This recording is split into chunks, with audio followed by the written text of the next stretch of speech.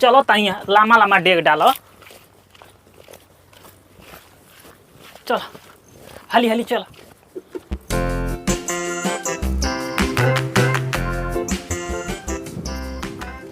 बाबूजी हाँ गोल लगाओ बाबूजी का। गोल लगी बाबूजी।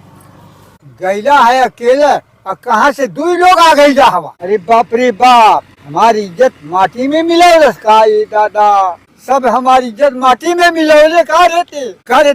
तोरे साथे के बा है? के बा तोरे साथे के बा ये?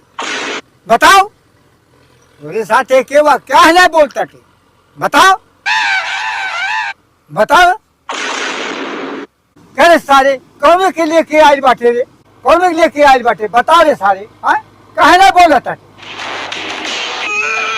अरे मर्दे चुप रहो, गांव वाली जान जाइए लगी है बहू भोज मांगे। करे सारे का बहू हमार लेके आयल बाटे, बोल काहे ना बोलता के?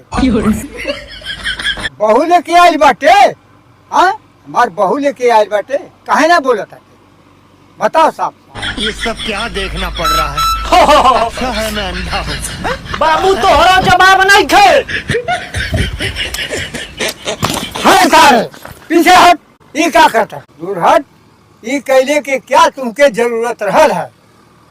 सारे तोर माई लेके आवे वाला रहली है, ते बहू लेके आ गई ले।